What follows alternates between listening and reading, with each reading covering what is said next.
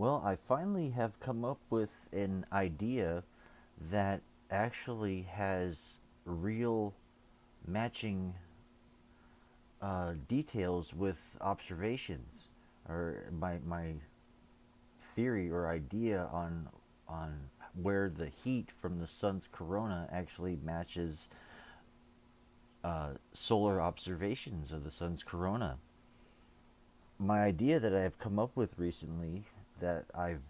that's been validated by observations is how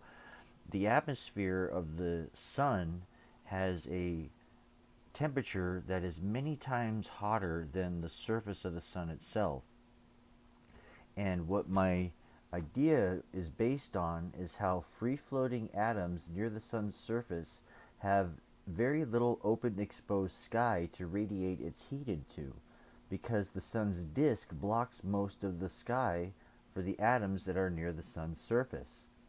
What validates this idea is that at the altitude above the sun's surface, where the disk of the sun begins to take less than 50% of the visible sky, do we see a drop off in temperature of the atmosphere of the sun. This temperature drop off point precisely matches observational coronal temperatures.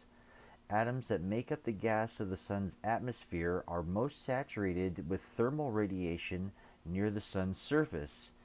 and are unable to drop in temperature until they are at a high enough altitude where the disk of the sun takes up less than 50% of the visible sky. Only then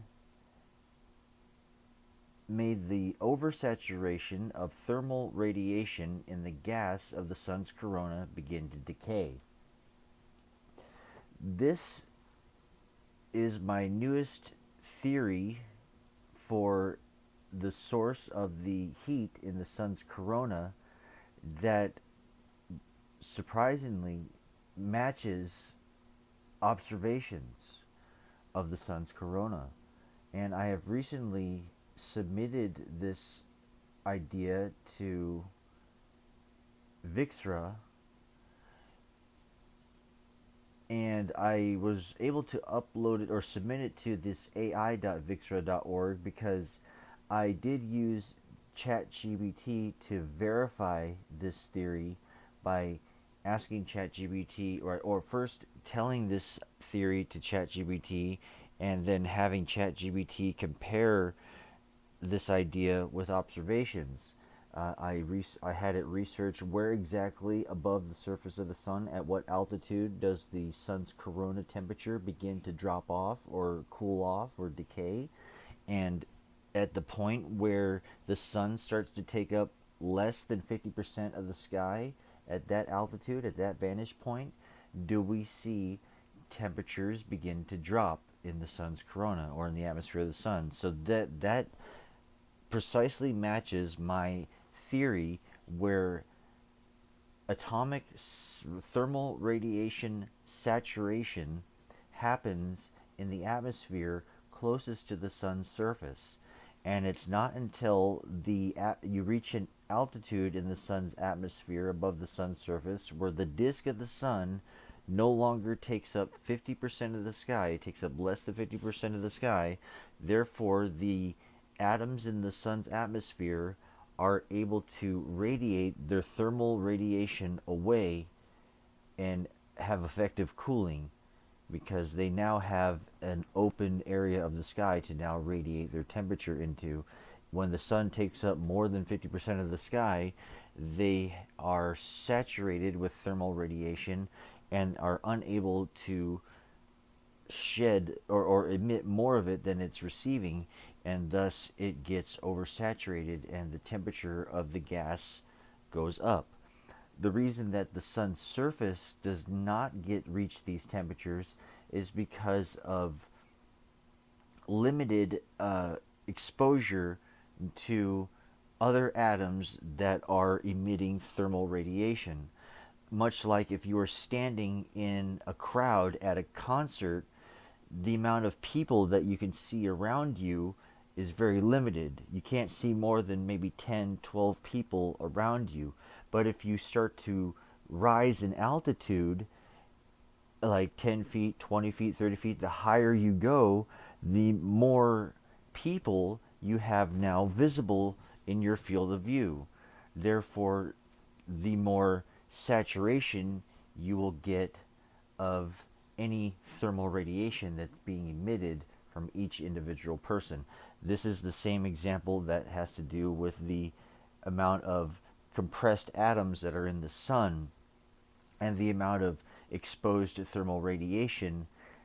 a single atom can uh,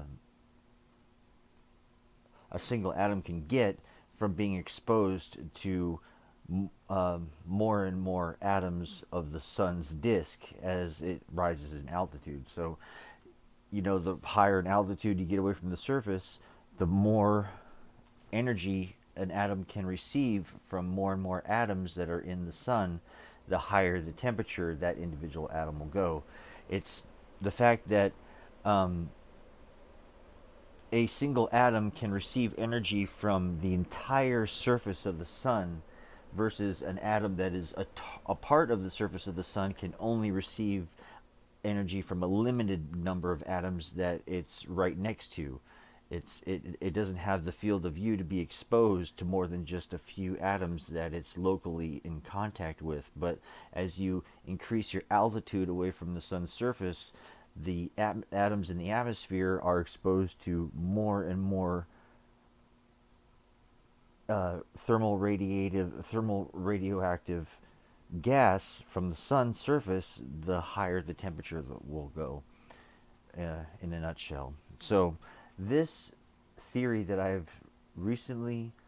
proposed at this website, and I'll put the link in the description here, has been accepted by ai.vixra.org and has real,